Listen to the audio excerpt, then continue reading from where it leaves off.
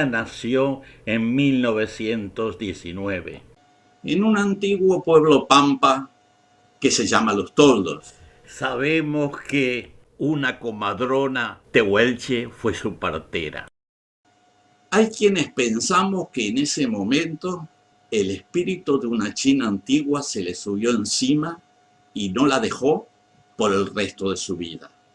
Claro que nadie se dio cuenta.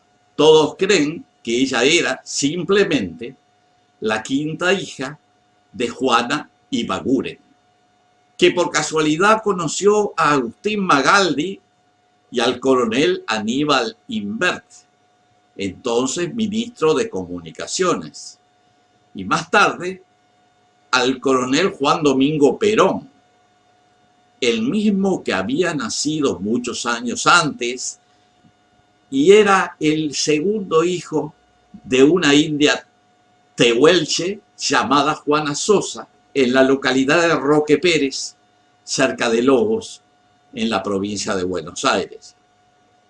Allí estaba ella, hermosa como siempre, pálida como se debe estar luego de 22 años de estar muerta, y en la tumba de aquel cementerio de Milán decía María Maggi de Magistris. Pero era ella, Evita.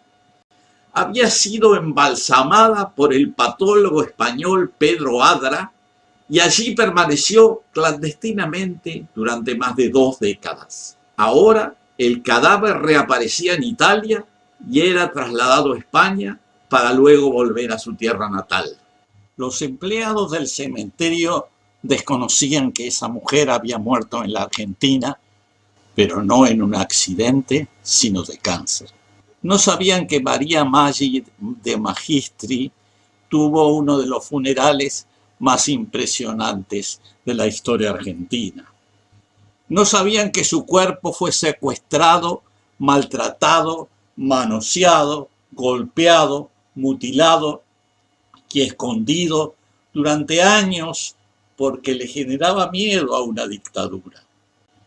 Desconocían que María Maggi de Magistri había sido amada por millones de argentinos y odiada por la oligarquía, por sectores eclesiásticos, políticos y militares. Desconocían que esa mujer había brindado ayuda social a los sectores más vulnerables de ese país sudamericano. Tampoco sabían que estuvo casada con un presidente. No sabían que esa mujer muerta era Eva Duarte, Evita. La realidad era otra. Aunque su cuerpo andaba viajando por el mundo, Evita nunca se fue de la Argentina. Había estado presente cada minuto de todos esos 22 años y aún más en la memoria de la gente humilde de los barrios obreros, en las villas, en donde la gente necesitase un consuelo para sobrellevar o protestar una vida de frustraciones y de ausencias.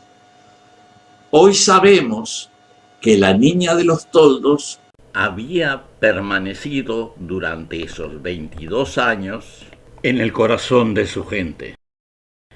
Luego de describir esta extraña y conmovedora historia, continuamos formulando algunas preguntas que tal vez no tengan respuestas. Una de ellas es por qué, en un país multicultural como la Argentina, con una población criolla, mezcla de descendientes de europeos e indígenas y numerosas comunidades inmigrantes provenientes de todo el mundo, la sociedad había llegado a esa devoción, casi veneración, de una joven de apenas 26 años sin una previa experiencia ni carrera política. Y ese sentimiento se generó en apenas 6 años de vida pública. Es difícil desentrañar los hechos sociales que generaron estos sentimientos en la gente. Se menciona que gracias a Evita se promulgó la ley del sufragio femenino en 1947.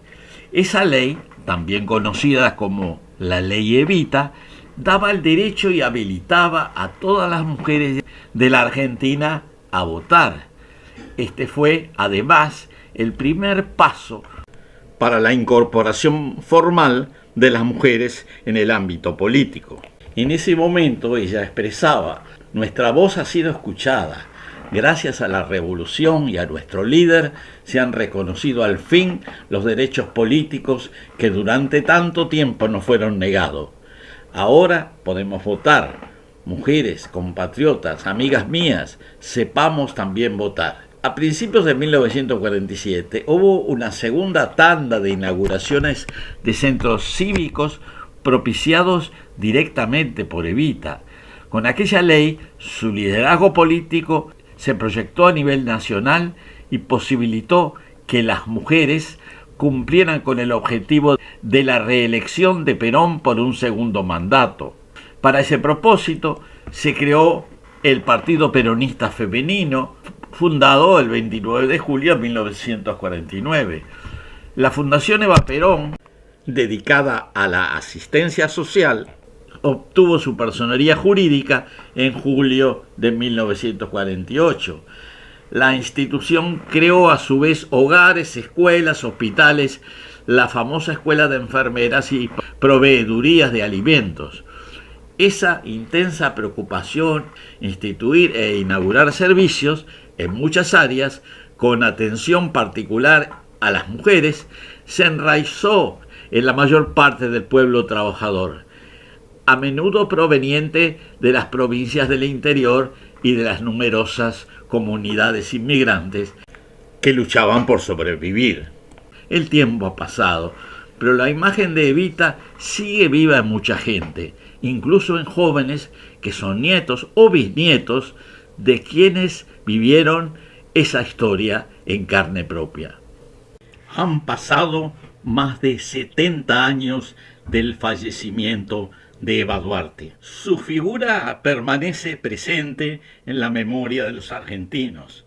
En el día de hoy, su recuerdo no está exento de polémica. En cierto modo, podemos decir que la personalidad de Evita Perón ha tenido tanta fuerza que aún en el presente genera discusiones, genera opiniones, genera lealtades y genera críticas.